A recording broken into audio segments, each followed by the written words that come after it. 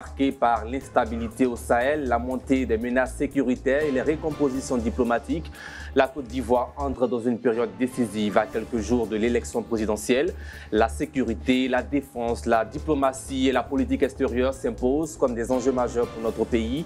Quelle vision les candidats proposent-ils pour garantir la stabilité du pays, renforcer l'armée et faire rayonner la Côte d'Ivoire sur la scène internationale? Grosse interrogation. Pour en débattre ce soir, nous recevons des représentants des candidats à la présidentielle ivoirienne. Tout d'abord, M. Thierry Guédé, il est ambassadeur itinérant, représentant spécial du ministère des Affaires étrangères et des cultes de la République d'Haïti en Afrique de l'Ouest. Par ailleurs, conseiller municipal à la mairie de Cocody. Ce soir, il représente le candidat du Code, Jean-Louis Billon. Bonsoir à vous, M. Guédé. Bonsoir. Et puis un autre docteur, Tioté Lassana, il est conseiller scientifique de la présidente du MGC et membre de l'équipe de campagne, bien sûr, de Dr Simone Eivé Gbagbo. Bonsoir à vous, Dr Tioté. Bonsoir. Et un troisième, François Kouadjo, il est ingénieur et chef d'entreprise, représentant du candidat Awa Domelo, ainsi que notre docteur Daouda Ouattara, analyste politique. Bonsoir à vous, monsieur représentant du candidat Awa Domelo. Alors ce soir, on parlera sécurité, comme dit à l'entame, défense, diplomatie, politique extérieure, la vision des candidats. Vous aurez tous les mêmes questions et des questions également de notre consultant, Dr Daouda Ouattara. Tout de suite, entrons dans le vif du sujet. Première question pour ces 70 minutes d'émission adressée à M. Guédé. Quelle est la priorité sécuritaire numéro 1 de votre candidat pour la Côte d'Ivoire les 5 prochaines années s'il est élu président?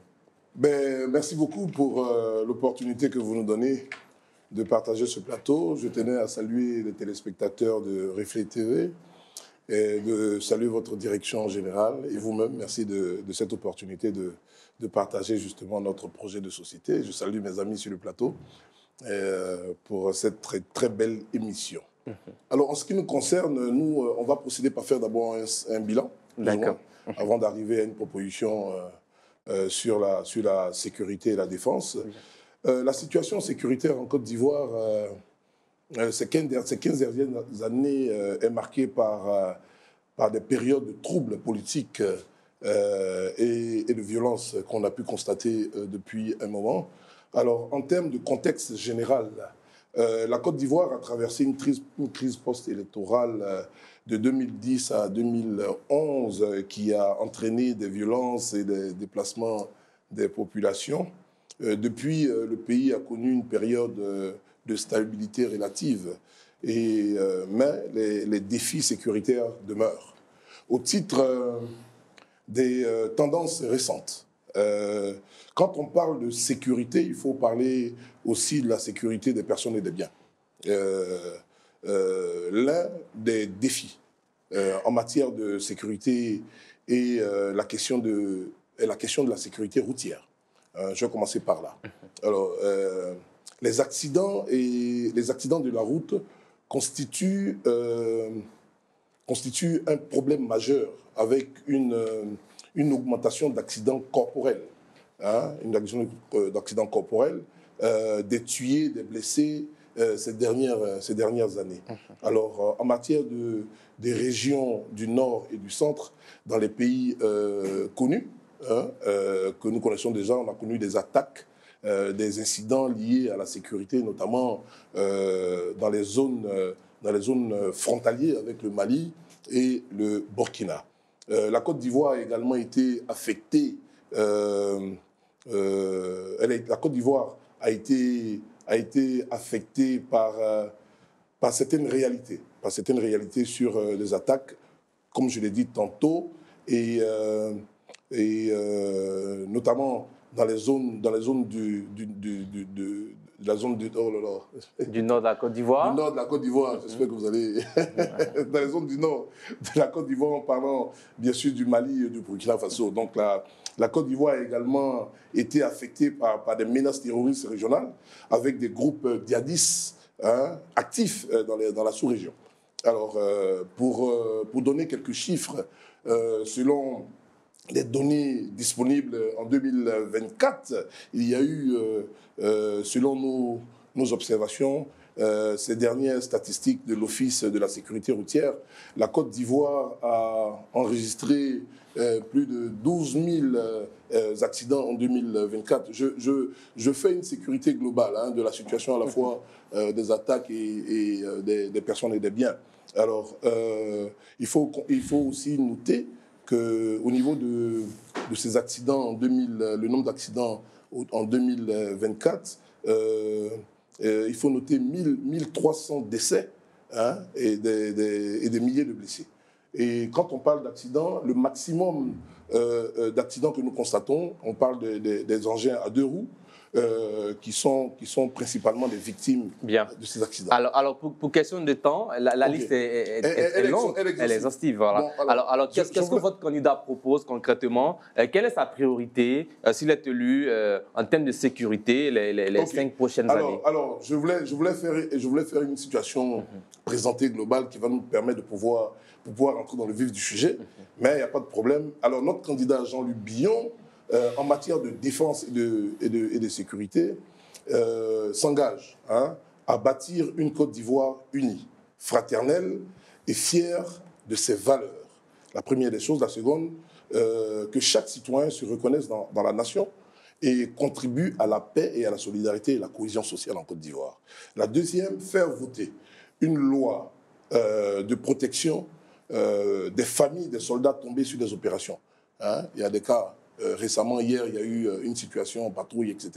Peut-être qu'on va en parler. Mais il faut prévoir une loi qui va pouvoir accompagner ces personnes-là et leurs familles, hein, au cas où ils sont déjà partis par des situations difficiles de guerre. Donc ensuite, améliorer le ratio des forces de défense et de sécurité. Ensuite, améliorer les conditions de vie des forces de défense et de sécurité en parlant de valorisation des salaires, des fonds de pension et de logement. Il vous reste 30 secondes. De ratio. Allez-y. Voilà, vous m'avez coupé. Donc, je parlais de logements sociaux. Donc, je reprends. Valorisation des salaires, fonds de pension et logements sociaux. Et lancer un programme, une commune, un comité de paix. Hein, qui réunira bien sûr les femmes, les jeunes, les anciens pour anticiper et résoudre les conflits fonciers et éventuellement intercommunautaires. On aura l'occasion d'aborder... Non, je vous ai accordé plus de 5 minutes. Je savais pas que je vous en prie. Non, on n'a même pas 5 minutes. Je vous ai accordé plus de 5 minutes. Terminer. Alors, on aura l'occasion de revenir sur ces autres points. Désolé, alors, M. Kwadjo, quelle est la priorité sécuritaire numéro 1 de votre candidat Awa Domelo? Merci, M. Sidik. Comme M. Guédé, je vais remercier toutes les personnes présentes sur le plateau. Pour ce qui est du candidat Awa Domelo, nous avons une vue qui est globale, c'est-à-dire qui prend en compte à la fois la sécurité, qui prend en compte la défense, la diplomatie et la politique extérieure. Mais de manière spécifique, pour la question qui concerne la sécurité, aujourd'hui, nous sommes tous conscients que notre sécurité, c'est vrai, a connu une amélioration en termes d'équipement, en termes de logistique, mais nous n'avons pas encore une armée qui, on va dire, ou bien une police, on va dire, républicaine. C'est-à-dire, c'est bien de comprendre qu'il faut assurer l'ordre régalien, mais c'est aussi important de comprendre que malgré toutes les instructions que nous avons, nous devons mettre l'homme au centre de toutes nos actions. Nous avons été témoins de certains agissements de nos forces de l'ordre sur des simples interpellations qui ont ressemblé à des interpellations de personnes, on va dire, dites terroristes, ou bien de personnes pouvant porter atteinte directement à la sûreté de l'État. Pourtant, c'était des questions sur lesquelles on pouvait interpeller simplement le citoyen de manière, je veux dire, de manière standard, via une communication ordinaire, mais nos agents se sont comportés comme s'ils avaient en face d'eux des hyper-terroristes qu'il fallait arrêter avec toute la dernière logistique qui existait. Donc pour nous, l'essentiel serait d'abord de reformer notre armée, notre police et toutes les autres strates qui composent en fait les forces régaliennes de notre pays. À côté de cela, il va falloir penser en notre sein, à réfléchir à tout ce qui est aspect sécurité interne et externe. Qu'est-ce que nous appelons sécurité interne? La sécurité interne, pour nous, c'est toutes les formes de sécurité dans lesquelles nous associons le citoyen. C'est-à-dire le citoyen ne devient pas juste objet de sa sécurité, mais il est à la fois objet et acteur de sa propre sécurité. Nous allons emmener le citoyen lambda à être le partenaire des forces de l'ordre et non à se sentir à chaque fois dans une forme de défensive vis-à-vis des forces de sécurité. Donc ça, c'est pour ce qui concerne la sécurité, on va dire, interne. Au niveau de la sécurité externe, nous comptons bien évidemment renforcer les équipements déjà à la disposition de nos forces de l'ordre. Nous comptons outiller un peu plus nos forces de l'ordre avec des outils de nouvelle génération, notamment des caméras, je veux dire, qui sont équipées sur les différents équipements pour leur permettre de pouvoir faire des comptes rendus plus facilement. Nous comptons renforcer le parc automobile avec, bien évidemment, l'État de Côte d'Ivoire a fait des efforts avec les nouvelles acquisitions d'automobiles qui sont équipées de GPS et des systèmes d'enregistrement assez performants. Mais nous comptons renforcer ce parc-là pour permettre à d'autres Ivoiriens de pouvoir bénéficier de cette logistique-là. Vous êtes sans savoir que, dernièrement, notre ministère de la Défense a déployé toute une logistique à la suite de la CAN dans toutes les villes où la Côte d'Ivoire a reçu des matchs en lien avec la Coupe d'Afrique des Nations. Mais indépendamment de ces villes-là, il n'y a pas d'autres villes dans lesquelles on retrouve en fait cette logistique-là. Donc pour nous, c'est de repenser tout le système pour ne pas mettre en place un système sécuritaire ponctuel ou du moins localisé, mais mettre en place un système qui couvre l'entièreté du territoire national pour que la sécurité ne soit plus une affaire de grandes villes, mais une affaire totalement nationale qui couvre l'entièreté du pays. Bien. Et vous, la même question, les priorités pour Simone Veil Gbagbo en termes de sécurité et défense les 5 prochaines années? Merci bien. Recevez les salutations du Dr Simone Veil Gbagbo.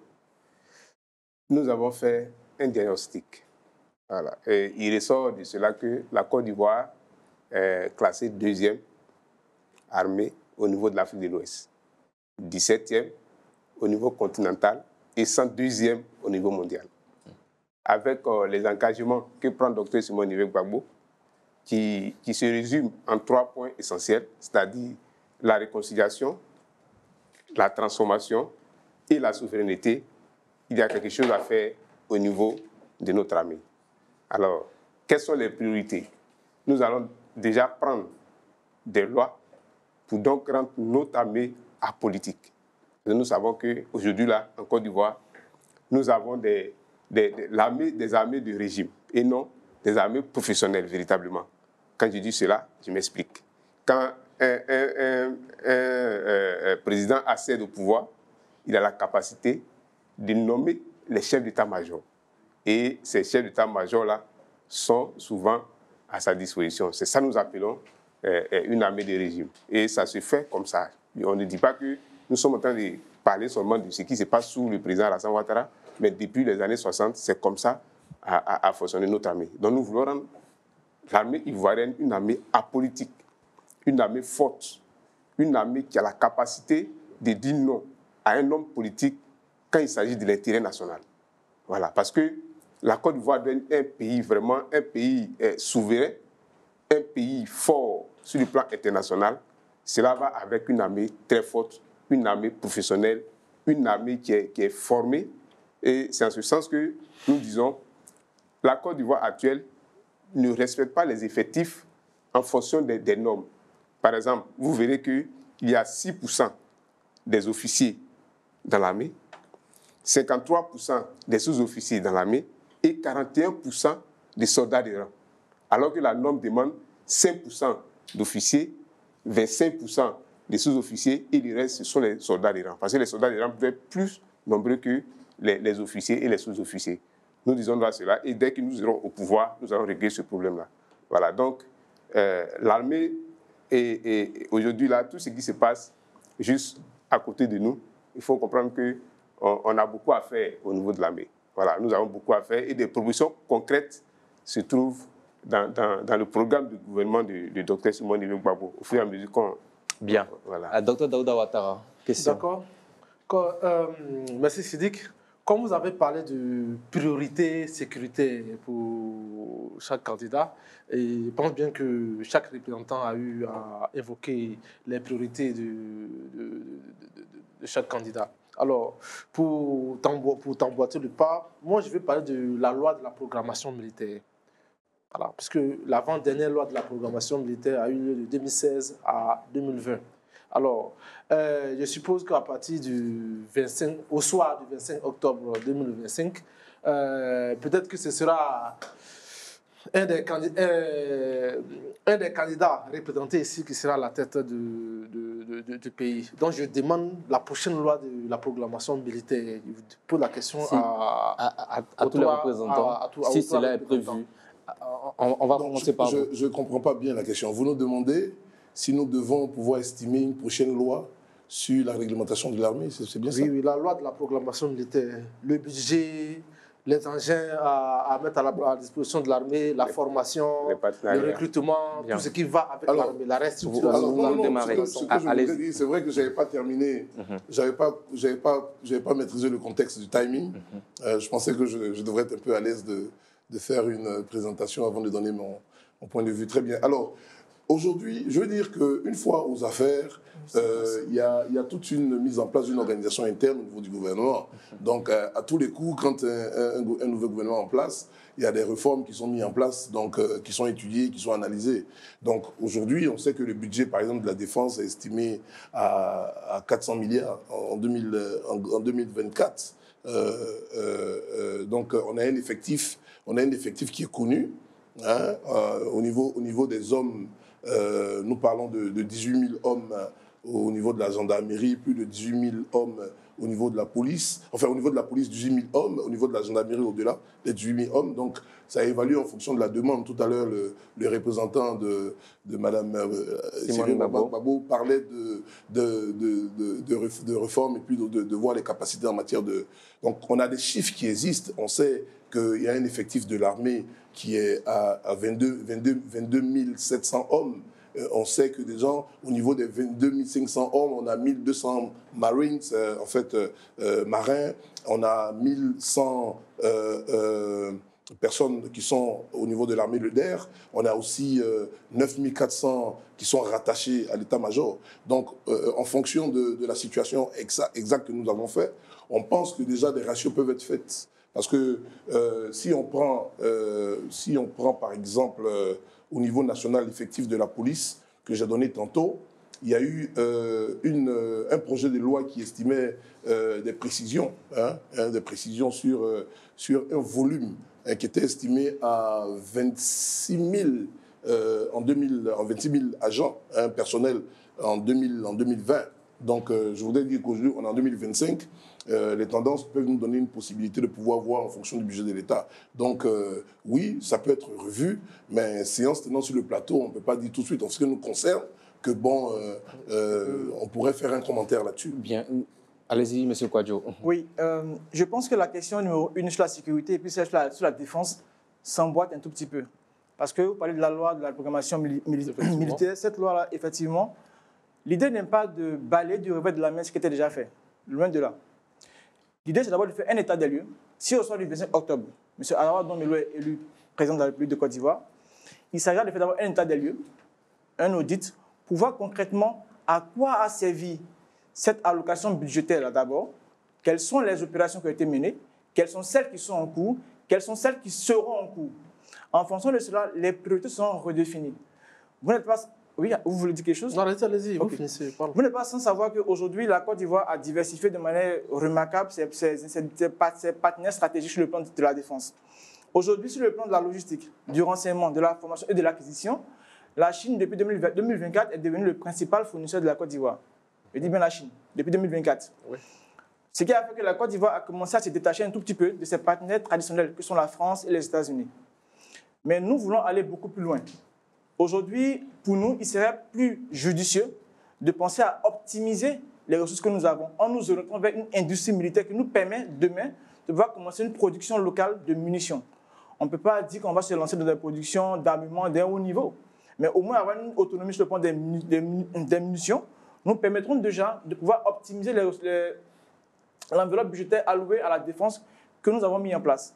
Maintenant, au soir du 25 octobre, si effectivement nous sommes élus, l'idée pour nous, ça sera vraiment de répondre à ces actes-là et de nous orienter vers des partenaires nouveaux qui nous permettront de mettre en place la politique du candidat Awa Domelo. Notamment, nous tourner vers des acteurs qui sont orientés vers le BRICS, nous tourner vers des acteurs comme la Chine, un peu plus, nous tourner moins vers les acteurs traditionnels, c'est-à-dire la France et les États-Unis, moins vers l'Union européenne, mais surtout vers ces nouveaux acteurs en fait, qui nous permettront d'asseoir notre autonomie en fait, sur le plan de défense et sécurité. Bien, docteur Tioté Lassana. Oui, mais pour nous, ça sera systématique. Parce que nous disons, il faut un pays fort. Et en écrivant un programme de gouvernement, je pense qu'on fait un état des lieux. Et c'est cet état des lieux qui nous permet de prendre des décisions qu'il faut. Nous nous disons que lorsque Dr Simon Olivier Gbagbo sera au pouvoir à partir du 25 octobre, nous allons faire ce qu'il appelle la loi de programmation militaire. C'est important parce que nous sommes aujourd'hui dans un état où tout ce qui concerne la sécurité des Ivoiriens, la défense, c'est une priorité. C'est pour cela que vous voyez que chez nous, au MJC, avec Dr Simon Olivier Gbagbo, la défense est une priorité.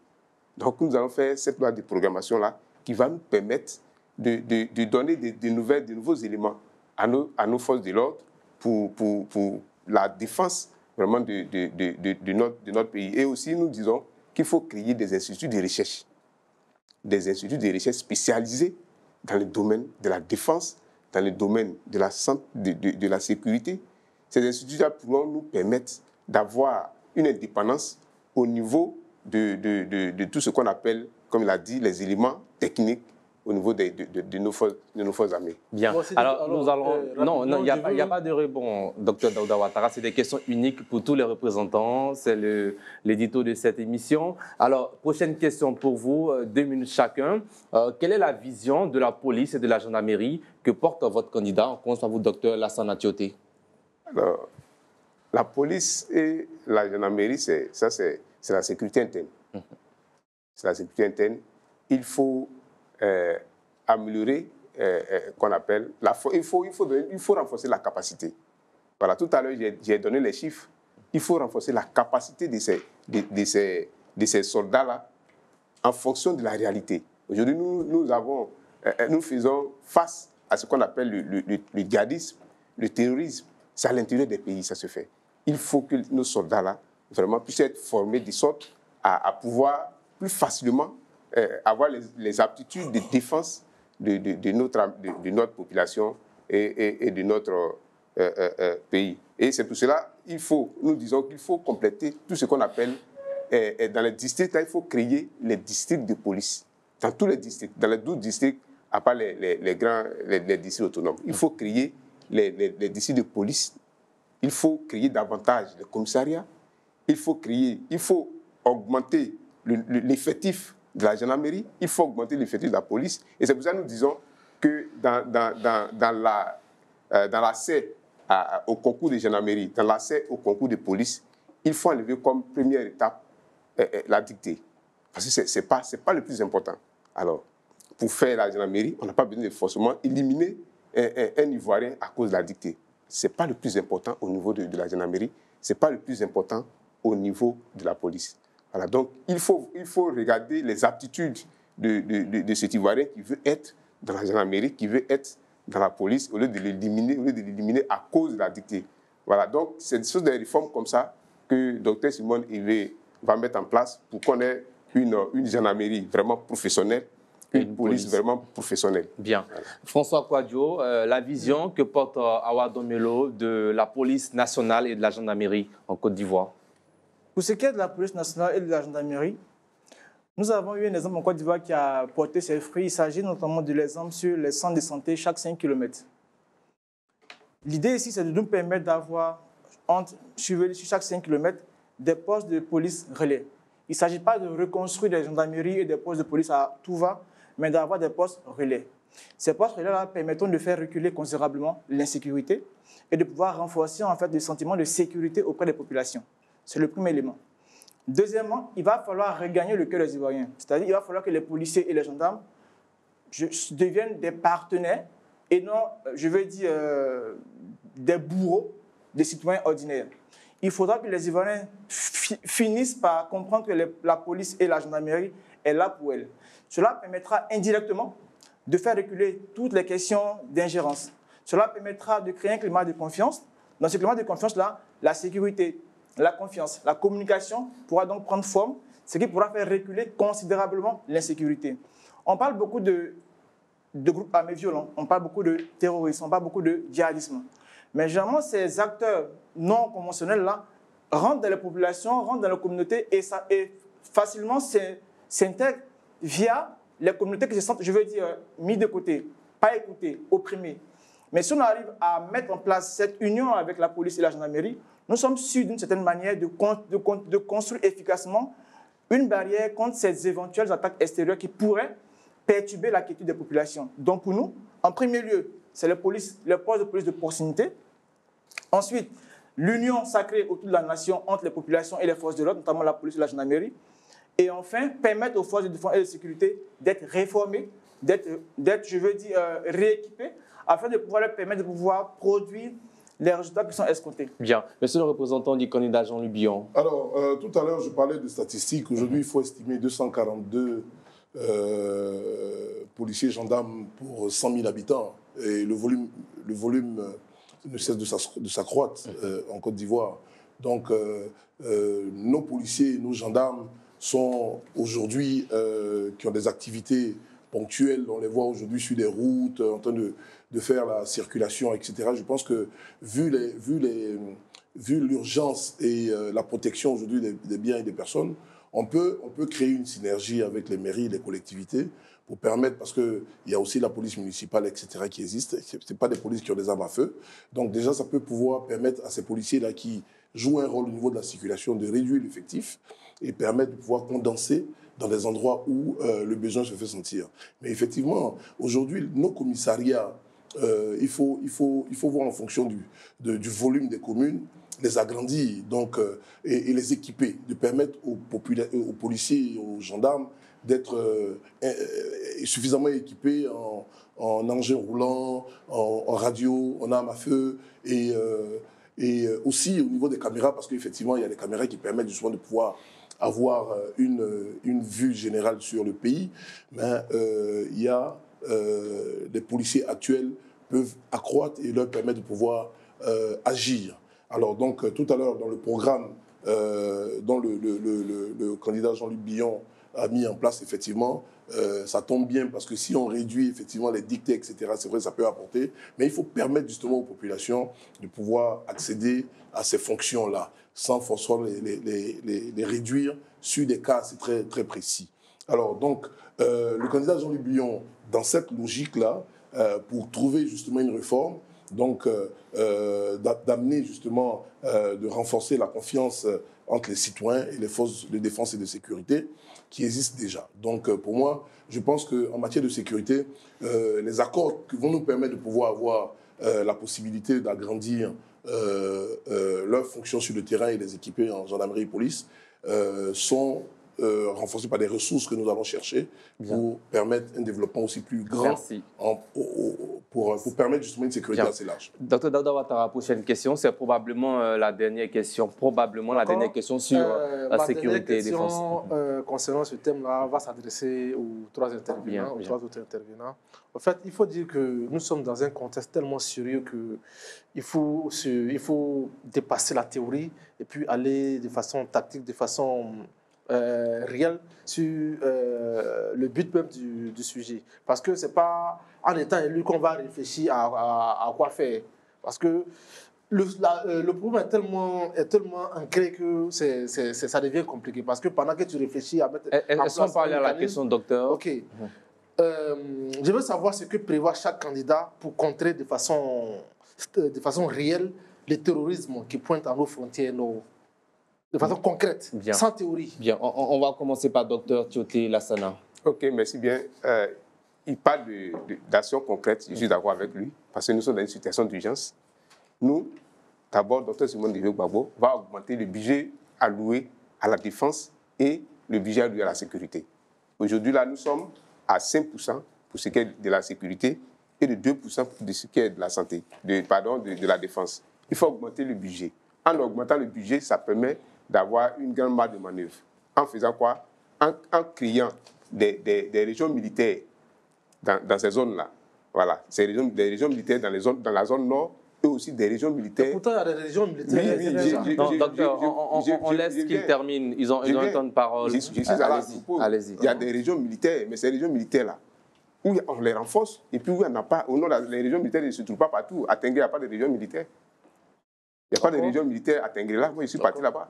Où il y a des régions militaires, on les laisse. C'est l'État qui les a construites, c'est la Côte d'Ivoire. Où il n'y en a pas au nord, on construit, on renforce les régions militaires. À l'ouest, on va donc construire des régions militaires. À l'est, on va construire des régions militaires.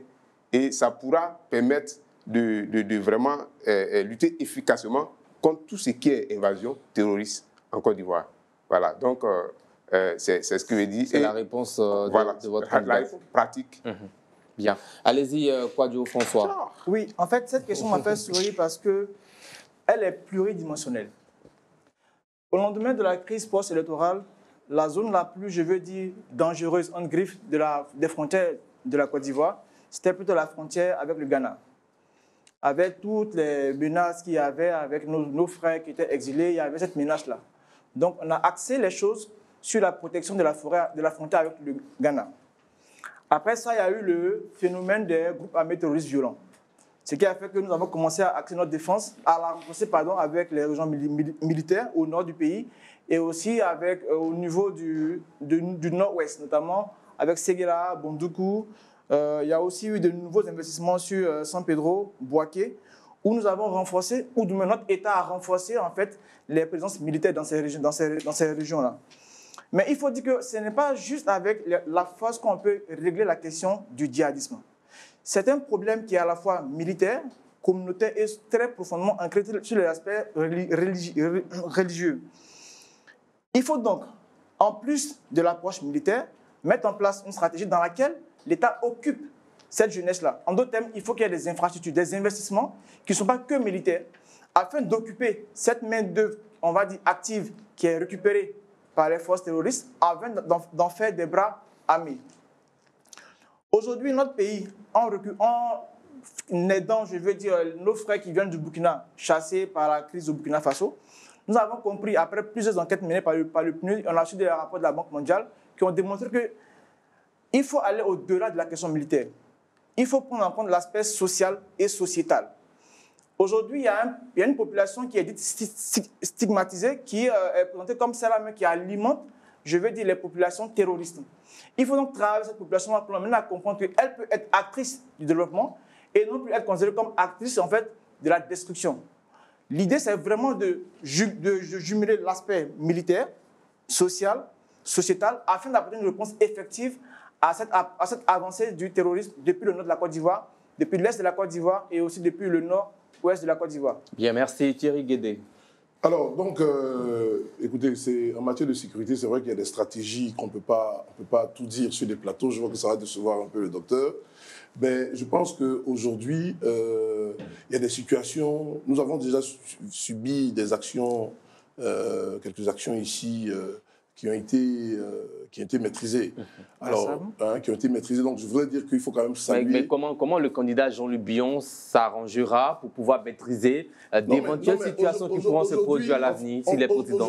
Aujourd'hui, vous convenez avec moi qu'on a parlé d'effectifs, on a parlé d'investissement, on a parlé du budget. On est tous conscients que la sécurité, c'est la vie. Donc, on va pas... Mon but, ce n'est pas de faire trop de commentaires. Mon but, c'est de dire que c'est des éléments à prendre en compte.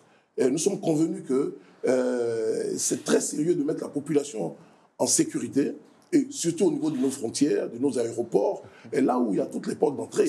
C'est clair. Donc, c'est de voir, tout à l'heure, on a pu constater que dans des zones, il n'existe pas des postes ou des districts de police. Voilà, donc c'est factuel. Donc aujourd'hui, je pense que la première des choses, c'est de remédier à tout ce qui pourrait être faisable avec la complicité de nos forces de l'ordre, parce que ça existe. Donc aujourd'hui, si on procède à l'état des lieux, parce qu'on a des chiffres que nous avons, et nous pouvons constater que, bon, on peut pouvoir améliorer ce département-là. Je ne vais pas rentrer dans les détails parce que c'est typiquement stratégique, mais je pense que ce qu'il faut noter, c'est que c'est un élément important de faire attention à nos frontières et pour sécuriser nos populations. Bien. Bien avant la réclame publicitaire et le deuxième axe de notre sujet du jour, je vous accorde tous 30 secondes rapidement sur la question sécurité et défense. On commence par vous. 30 secondes rapidement. À 30 secondes, je vous arrête. Alors, qu'est-ce que vous voulez dire quand vous dites... 30 secondes sur si vous avez des informations dans le programme de votre candidat à la présidentielle que vous n'avez pas eu à donner sur ce sujet. Je vous remercie, Sidik. Je disais tout à l'heure, dans l'engagement global du programme du candidat Jean-Luc Billon, je parlais de renforcer la confiance entre les citoyens et les forces de défense et de sécurité. C'est un élément très important du moment où, aujourd'hui, on sent qu'il y a une fébrilité qui existe. Donc, en créant, en mettant en place une cellule civilo-militaire, entendez par là une plateforme data, open data, et créer un comité citoyen régionaux de suivi et de sécurité, composé d'acteurs locaux. C'est malheureusement terminé. Merci. Allez-y rapidement, François Poitou, 30 secondes. Je dirais en 30 secondes que nous, on peut retenir. Nous voulons réformer, nous voulons renforcer, nous voulons former et nous voulons accompagner. Bien. Et vous? Alors, nous allons dire tout simplement que nous allons passer du régime de l'armée politique à un régime de l'armée apolitique. Alors, et aussi passer de l'armée de métier à une armée de conscription qui est basée sur ce qu'on appelle le service militaire. Les Ivoiriens seront formés et ils seront là au cas où on pourra les utiliser. Bien, merci à vous, chers représentants des candidats, chers téléspectateurs. Ce n'est pas terminé, on marque une courte pause. Après la réclame publicitaire, on parlera diplomatie et politique extérieure des différents candidats à la présidentielle. Pour rappel, nous avons invité tous les candidats, à défaut de se faire représenter sur ce plateau. Le RHDP d'Alassane Ouattara et le GPPRDE Henriette Lagou n'ont pas répondu favorablement à notre invitation. C'est l'heure de la réclame publicitaire. De retour de la pub dans ce numéro d'Entre-deux News spécial présidentiel, nous parlons sécurité, défense, diplomatie et politique extérieure que proposent les candidats à la présidentielle ivoirienne. Nous sommes maintenant dans la deuxième, sinon la seconde phase de cette émission, diplomatie et politique extérieure. Question adressée à tous les représentants des candidats ici présents ce soir. Quelle sera la ligne directive de la politique étrangère de votre candidat? Continuité, rupture ou encore repositionnement? Je commence par vous. Merci. Nous disons toujours que la Côte d'Ivoire est un pays de paix. La Côte d'Ivoire est un pays qui reçoit. La Côte d'Ivoire est un pays qui tend la main. Voilà, donc, nous, en termes de diplomatie, nous voulons renforcer la position de notre pays sur le plan international. Cela commence par échanger déjà avec des pays avec lesquels nous sommes en froid. Quand je dis nous sommes en froid, ça ne veut pas dire que nous sommes en guerre, mais il n'y a pas de véritable entente, telle que les pays de l'AES. Voilà. Dès que Dr Simone Gbagbo sera au pouvoir, elle va effectuer un voyage dans ces pays pour échanger avec eux, pour voir comment est-ce que les pays de l'AES et la Côte d'Ivoire peuvent coopérer. Mine de rien, la population de l'AES qui se trouve en Côte d'Ivoire n'est pas négligée. Voilà, donc il faut revenir à la base. On le dit, le président Félix Houphouët-Boigny est un président qui avait les bras ouverts. Nous n'avons pas fermé ces bras-là. Nous allons continuer dans le même sens. Nous allons repositionner la Côte d'Ivoire sur le plan communicationnel, sur le plan industriel, voilà, sur tous les plans. Au niveau de... Alors, Thierry Guédé, quelle est la ligne directive de la politique étrangère de votre candidat, Jean-Louis Billon? Alors, je vais commencer par dire continuité. Je vais commencer par dire continuité. Et le candidat Jean-Louis Billon va s'atteler à renforcer les attributions des services économiques des ambassades pour renforcer l'attractivité économique du pays. C'est la première des choses. Ensuite, faire de la Côte d'Ivoire une destination touristique de référence en Afrique, grâce à la valorisation du patrimoine et à la modernisation des infrastructures, aussi promouvoir les arts, la culture, le sport comme levier de fierté nationale et le rayonnement international. Renforcer la coopération et la coopération régionale, par des relations de bon voisinage et une solidarité active avec les pays de la sous-région, pour ne pas citer l'AES, etc. Donc, je pense qu'aujourd'hui, en matière de diplomatie, le facteur important pour nous, c'est de valoriser surtout nos diplomates qui représentent la Côte d'Ivoire et ouvrir le champ d'action pour permettre des coopérations assez très fluides et puis agrandir le champ d'action international et diplomatique. Bien. François Kouadio, que propose votre candidat sur ce point? Nous avions le choix entre la rupture, qui est le souverainisme pur et dur, ou le repositionnement, dans lequel la Côte d'Ivoire décide elle-même de ce qu'elle veut pour son avenir et choisit ses partenaires stratégiques. en fonction, bien sûr, de la vision de notre président. Notre président a opté pour le repositionnement. C'est-à-dire, aujourd'hui, notre diplomatie sera plus active, mais elle sera axée sur plusieurs points, notamment le sport, l'économie, la politique. Pourquoi le sport? Aujourd'hui, nous avons vu le bel exemple que nous a montré le Qatar avec la dernière Coupe du Monde, qui a mené une diplomatie internationale qui a permis de repositionner le pays au niveau de l'échelle des nations. La Côte d'Ivoire a reçu une très belle CAN en 2024. En 2024, c'est bien Oui, ça? c'est ça, 2024. Donc, notre diplomatie, par exemple, aura pour but de chercher à capter toutes les activités sportives internationales d'envergure afin de repositionner notre pays, ou du moins de positionner et de maintenir notre pays, en fait, comme un acteur indispensable dans le milieu du sport. Ça, c'est un élément sur lequel nous allons axer, en fait, une très grande partie de notre énergie diplomatique.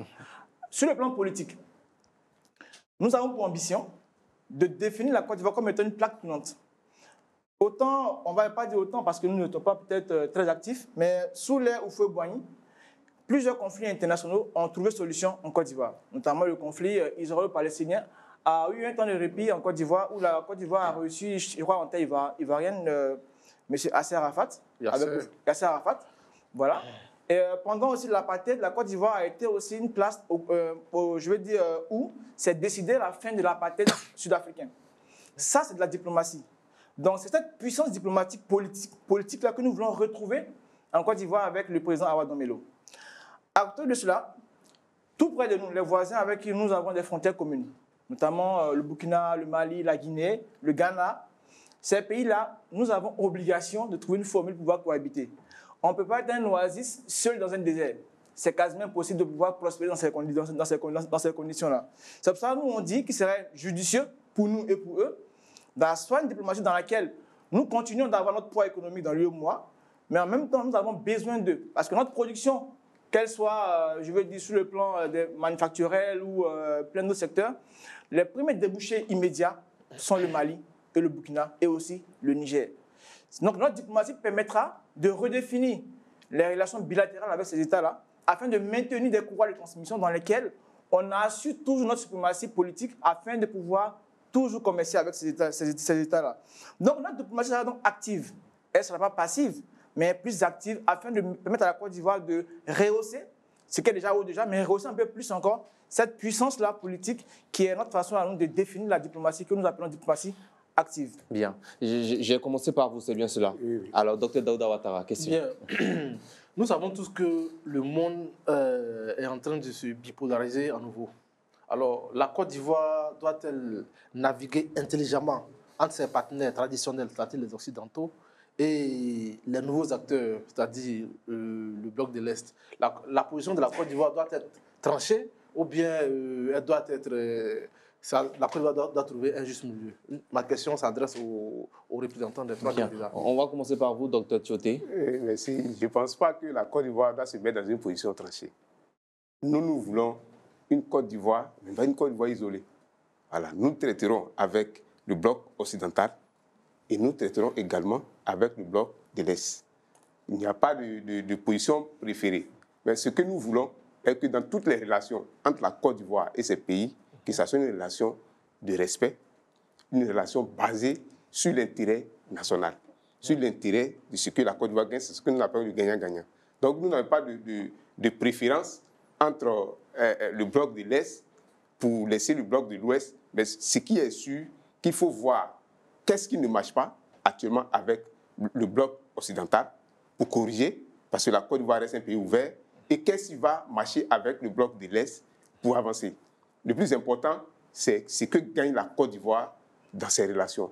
C'est pour cela il est important, ils ont souligné qu'on appelle ça les politiques culturelles, mais au-delà des politiques culturelles, des politiques scientifiques. Il y a des compétences qu'on peut aller chercher dans le bloc de l'Est que la Côte d'Ivoire n'a pas.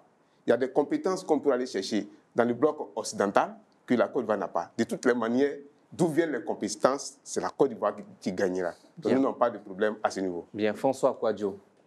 Oui, merci M. Siddiq. Je souris parce que Je me souviens encore qu'il n'y a pas plus de 2 ans, un pays de l'Est, je veux dire notamment, pour ne pas le nommer la Russie, a subi des sanctions. Un paquet de trains de sanctions qui a été déversé sur elle à la suite de son invasion sur l'Ukraine. Et il y a eu plein d'interdictions de commercer avec la Russie, tout et tout et tout. Mais jusqu'à aujourd'hui, l'Union européenne continue d'acheter le gaz russe. Il y a une diplomatie active européenne qui a demandé à ce que les pays africains arrêtent d'avoir des relations avec la Russie, condamnent même la Russie au niveau des instances des Nations Unies. Mais certains pays ont suivi, d'autres n'ont pas suivi. Il y a eu beaucoup de diplomatie dans ce genre pour pouvoir pousser les pays à prendre parti, soit bloc de l'Est, soit bloc de l'Ouest. Mais ce qui est marrant, pourquoi je souris, parce que ceux même qui vous demandent de prendre parti continuent de commercer avec ceux avec qui vous demandent de ne plus commercer. La Côte d'Ivoire n'a aucun intérêt à prendre parti.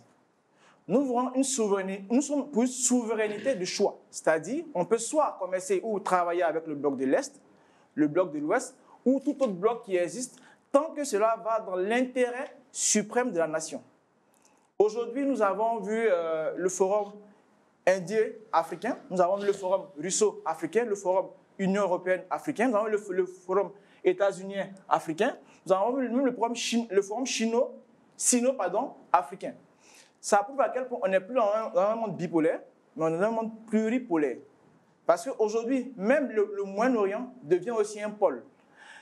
L'Inde devient un pôle. La Chine devient un pôle. Les États-Unis sont un pôle, même l'Amérique latine devient un pôle avec le Brésil. Le Canada, on peut souvent les mélanger avec les États-Unis, mais ça veut dire que nous avons plusieurs pôles aujourd'hui. L'idée pour nous, c'est d'avoir la capacité de dire, bon voilà, pour les questions liées au monde agricole, on va travailler avec l'Amérique du Sud. Pour les questions qui touchent à la défense, tout ce qui est engin volant, on va travailler avec la Biélorussie. Les questions qui touchent, je veux dire, à la formation professionnelle et à l'éducation, on va avec la Chine. Pour les questions qui touchent à l'énergie et tout ce qui est ingénierie, on va avec l'Iran. Et ainsi de suite. On doit pouvoir être capable de choisir les partenaires avec lesquels on veut travailler. Pas être dans le mode classique, traditionnel, dans lequel on est obligé d'aller prendre une permission dans une chancellerie avant de pouvoir prendre une décision dans l'intérêt de notre pays. Donc, c'est cette façon de souverainisme que nous voulons mettre en place. En d'autres termes, nous voulons être arbitres de nos décisions et non plus être acteurs des choix qu'on nous impose. Bien, Thierry Guédé. Alors, très bien. La Côte d'Ivoire fait face à des défis sécuritaires dans la région, dans la sous-région, notamment en ce qui concerne les menaces des terroristes et de conflits frontaliers, autant pour moi. Également face à la polarisation mondiale entre les États-Unis et la Chine, aggravée par les conflits en Ukraine, au Moyen-Orient et en Afrique. Notre pays, pour répondre à la question, notre pays ne doit pas se laisser enfermer dans un bloc. Pour nous, je pense que la Côte d'Ivoire doit affirmer son indépendance stratégique avec tous les partenaires, parce que c'est de ça qu'il s'agit, pour ma part. Ensuite, en renforçant le rôle au sein de la CEDEAO aussi également et de l'Union africaine. Donc voilà. Donc je pense qu'aujourd'hui, oui, il faut ouvrir. Tout à l'heure, j'ai parlé de nos différents ambassadeurs qui nous représenteront pour justement continuer à faire ce travail-là. Donc la Côte d'Ivoire doit continuer à affirmer son indépendance stratégique en renforçant le rôle de partenaire et des partenariats et la priorité et la stabilité régionale au sein justement de ces pays en matière de sécurité, en matière de diplomatie. Donc je pense qu'aujourd'hui, oui, il faut pas rester bloqué, figé. La diplomatie doit s'ouvrir et doit grandir avec tous les partenaires qui pourront apporter un plus à la Côte d'Ivoire et vice-versa. Donc, pour ma part, c'est ce que je pourrais dire. Bien. Alors, vous avez parlé de la CEDEAO. Ça me permet de poser la prochaine question. Comment votre candidat, commençons par vous, compte-t-il renforcer le rôle de la Côte d'Ivoire au sein de la CEDEAO, la Communauté économique des États de l'Afrique de l'Ouest, ainsi que l'UA, l'Union africaine? On commence par vous, allez-y, Thierry Guédé. Bon, je l'ai dit dans nos propositions tout à l'heure, j'ai parlé de renforcement et d'attribution des services économiques. On va parler avec les ambassadeurs. Bien, mais là, renforcer le rôle de la Côte d'Ivoire au sein de ces grandes institutions, oui, aussi importantes pour notre continent, la CEDEAO et l'Union africaine.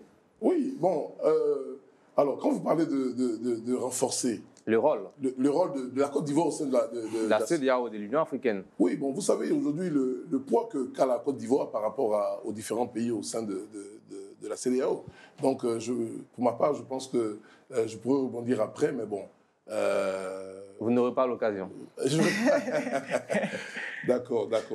Très bien, même je vous laisse la main. Bien, allez-y. D'accord, merci encore de me donner la parole.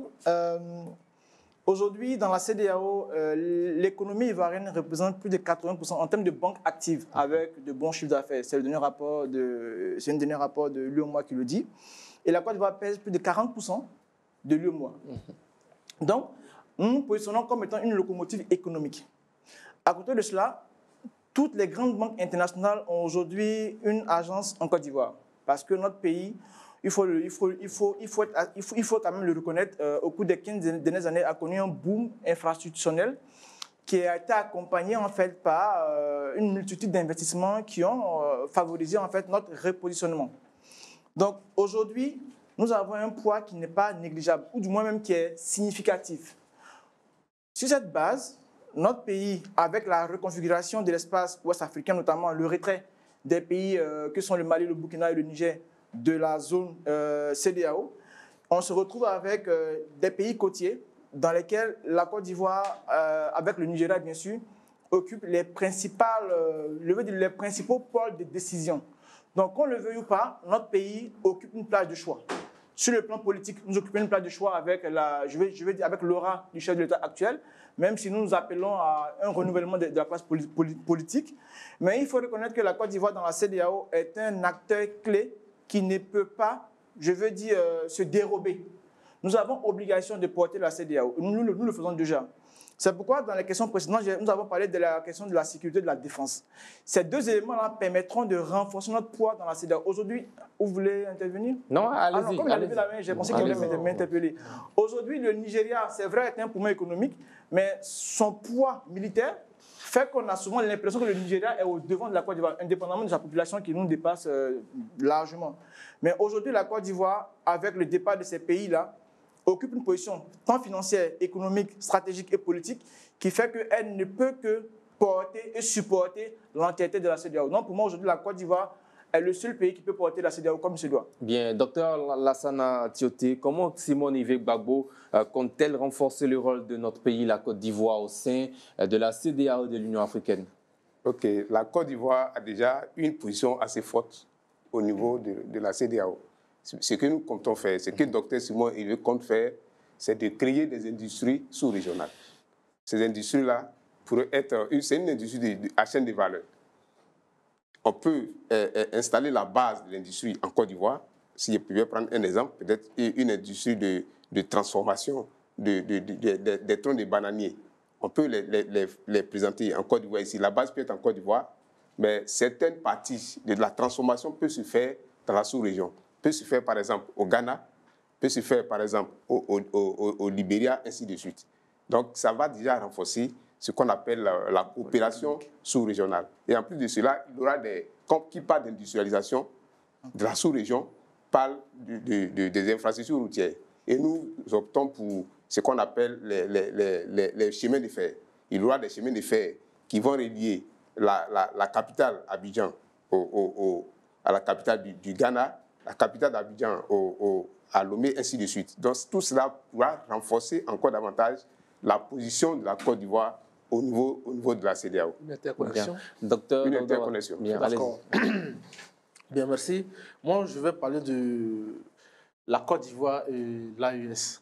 Alors, au soir du 25 octobre 2025, que ferez-vous de façon concrète pour désamorcer les tensions entre la Côte d'Ivoire et l'AES?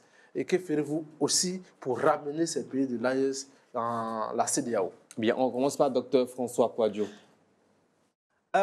Je pense que dans ce pays, les nominations et dénominations créent des problèmes sur les réseaux. Je ne suis pas docteur, je suis ingénieur. Je n'ai pas envie d'avoir des problèmes. Allez-y, autant pour moi. D'accord. Donc, pour ce qui est de nos frères de l'AES, l'idée pour nous, ce n'est pas de les ramener. On va dire, ils ont choisi de partir, mais c'est de les emmener à revenir. Il y a une nuance. Les ramener, c'est aller les chercher pour les ramener vers nous. Les faire revenir, c'est asseoir les conditions pour leur donner envie de venir vers nous. C'est différent. Il faut que nous puissions respecter leur souveraineté et leurs décisions. Le choix de retour dépend totalement d'eux. Maintenant, pour ce qui est de la sécurité mutuelle, c'est-à-dire entre les frontières des deux pays, aujourd'hui, il faut reconnaître que les populations sont tellement imbriquées qu'elles se déplacent même sans savoir qu'elles sont en Côte d'Ivoire ou au Burkina Faso. Effectivement. Nous avons vu dernièrement certains de nos compatriotes se faire interpeller et dans les deux sens. Les humanitaires. Les humanitaires, voilà, dans les deux sens, il y a des interpellations, mais le plus souvent, ce sont les responsables communautaires qui arrivent par des médiations à trouver des solutions, négocier pour éviter que l'affaire parte dans tous les sens. Mais pour diverses raisons, les dernières situations qui se sont posées ont connu d'autres évolutions. Nous allons être dans cette politique qui vise à donner confiance à l'autre, afin qu'il ait confiance aussi en nous, et mutuellement, on pourra trouver ensemble une solution qui permettra de définir de manière définitive les frontières. Les frontières doivent être matérialisées. Une fois matérialisées, on pourra donc situer les responsabilités. Une fois les responsabilités situées, on pourra ensemble définir la stratégie pour travailler ensemble à sécuriser les espaces qui sont propres à chacun. À côté de cela, nous comptons redéfinir de manière claire les accords bilatéraux.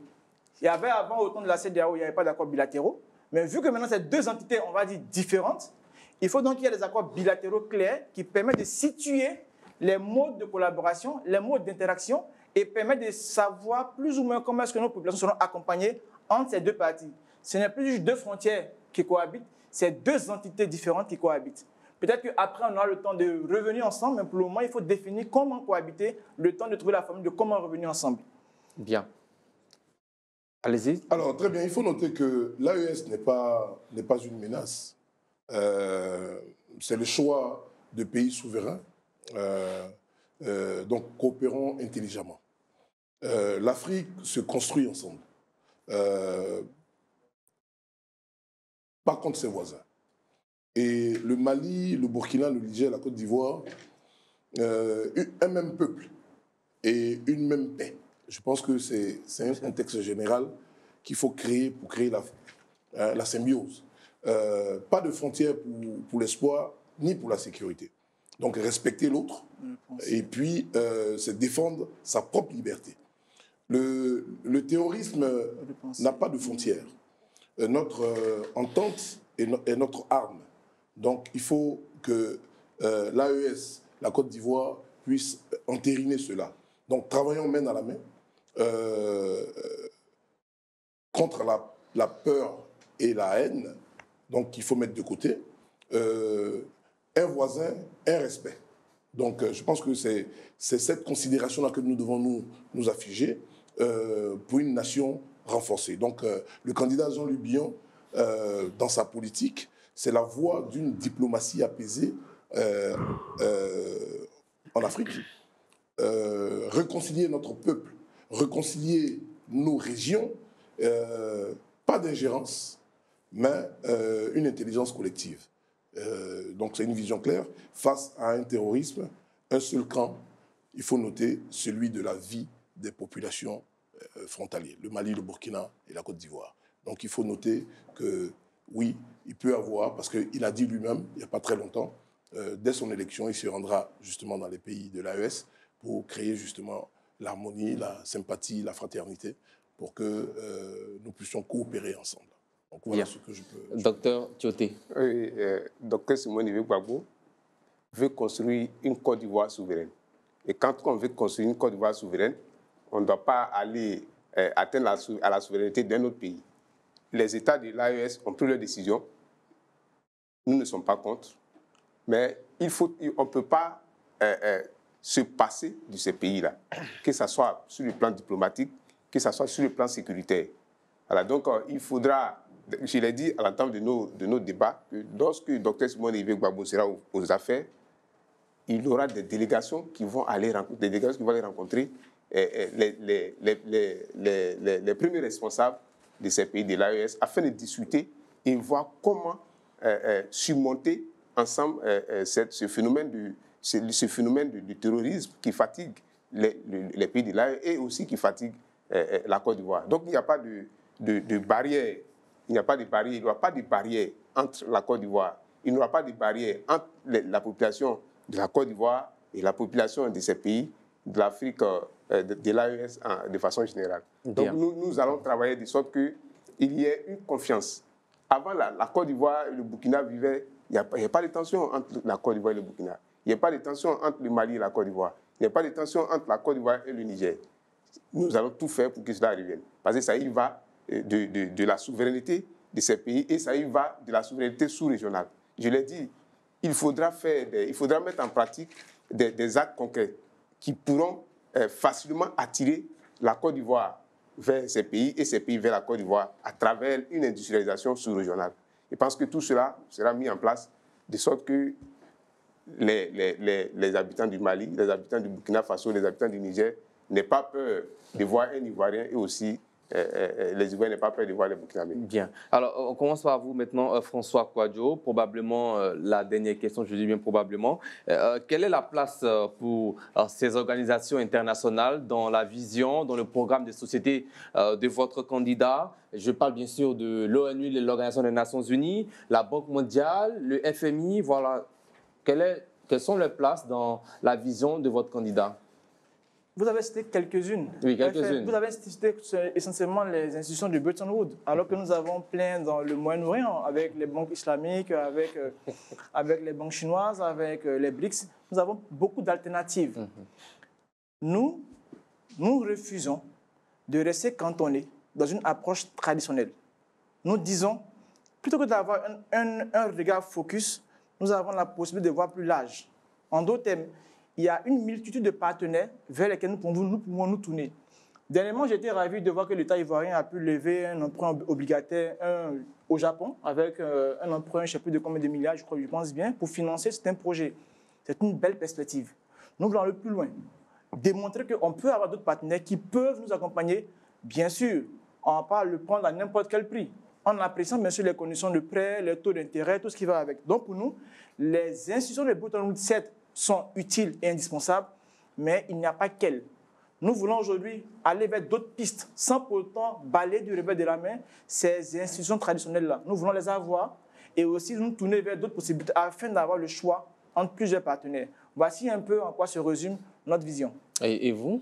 Je l'ai dit tout à l'heure, nous n'avons pas de problème avec aucune institution dans le monde. La Côte d'Ivoire reste un pays ouvert. Bien, mais quelle est la place de ces institutions-là dans la vision de la candidate? Oui, non, ces institutions ont une place. On ne peut pas construire la Côte d'Ivoire, certes on veut construire la Côte d'Ivoire pour nous, mais on ne peut pas construire la Côte d'Ivoire seul.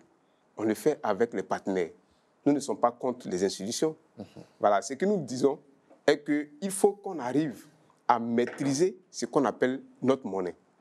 Il faut qu'on arrive à maîtriser notre monnaie par l'utilisation des piliers endogènes. Quand il parle des piliers endogènes, il parle des ressources naturelles que la Côte d'Ivoire a.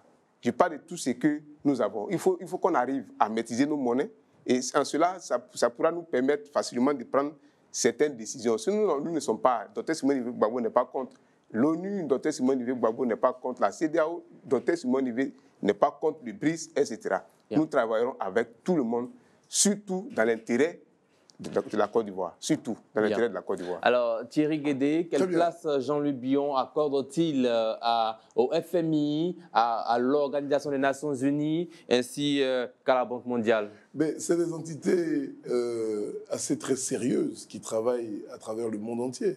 Donc, il y a cette considération-là que nous avons déjà. Donc, la Côte d'Ivoire aussi est un grand pays à qui, justement, ces institutions aussi ont affaire. Donc, on parle de projets gagnant-gagnant, de collaboration gagnant-gagnant. Donc je dis que oui, tous ceux qui viendront prendre ce poste de président de la République vont forcément avoir affaire à ces entités-là.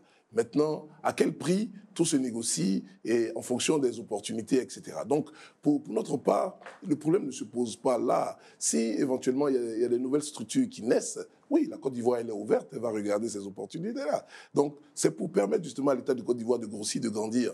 Donc, c'est un beau pays, un grand pays qui a des opportunités à proposer et aussi à absorber de tous ces partenaires-là dans le monde financier et des institutions qui existent. Donc, le candidat Jean-Luc Bion, avec son expérience, va justement permettre à valoriser la Côte d'Ivoire avec ces mêmes institutions-là qui sont déjà en place. Donc, bien.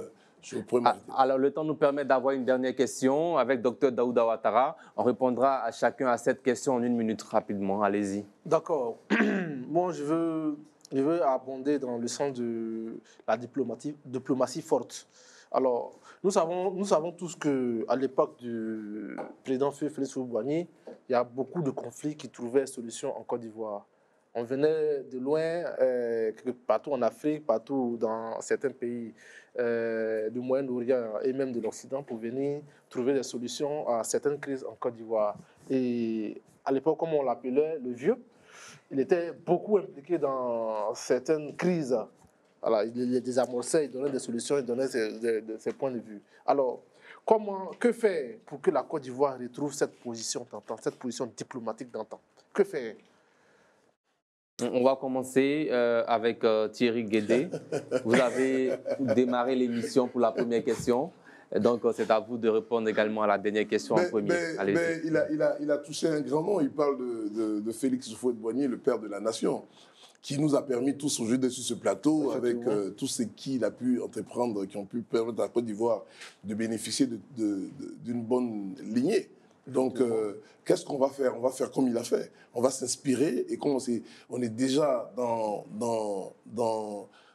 les approches en matière de diplomatie, donc on va garder la courtoisie, l'intelligence, et puis garder les stratégies qui pourront permettre justement à la Côte d'Ivoire de bénéficier de tout ce qui pourrait permettre aux Ivoiriens d'être dans de très très très bonnes conditions et de vivre des coopérations, des échanges de toutes sortes, hein, que ce soit dans l'armement, que ce soit dans la diplomatie au niveau des ambassades, que ce soit même dans l'éducation et même dans nos matières premières. Donc je veux dire, donc voilà, donc, on va faire comme le président Houphouët-Boigny. Merci, allez-y, docteur Tioté. Merci. Je pense que c'est facile de répondre à cette question parce que déjà, le premier président de la République le faisait déjà.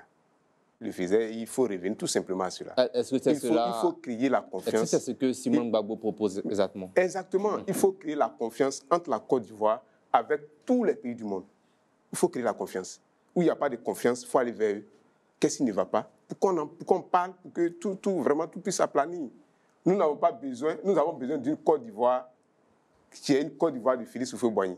Donc il faut aller dans ce sens-là. Aller voir les partenaires, aller échanger avec les pays où ça ne va, qui pensent que la Côte d'Ivoire est un problème avec eux. Il faut échanger avec tout cela afin de vraiment revenir au temps. Bien, voilà. François Kouadio. Oui, merci. Je vais aller sur 3 points précis. Pour nous, pour M. Awa Dombelo, il faut repenser, il faut innover, il faut pérenniser. L'approche du père de la nation a été efficace, mais les temps ont changé. Aujourd'hui, nous voulons créer une chambre dans laquelle tous les anciens chefs d'État se retrouvent et prennent des décisions que nous avons appelées le cercle des sages. Cela est mentionné dans notre programme de société. Cela nous permettra de permettre aux Ivoiriens de se retrouver autour d'une institution qui sera forte, qui leur permettra de se réconcilier avec eux-mêmes. Une fois les Ivoiriens réconciliés avec eux-mêmes, il serait vraiment aisé de permettre aux Ivoiriens de transposer le modèle ivoirien vers d'autres pays en conflit et aider à nouveau ces pays-là à retrouver la paix sur la terre ivoirienne afin que le prix de la paix qui porte le nom du feu, notre chef de l'État, retrouve sa lettre de noblesse en Côte d'Ivoire. Bien, merci à vous, docteur Kouadio. Je rappelle que vous êtes le représentant du candidat. Docteur Kouadio, non. Pardon, monsieur Kouadio. Pas de problème. Je suis dans une révélation.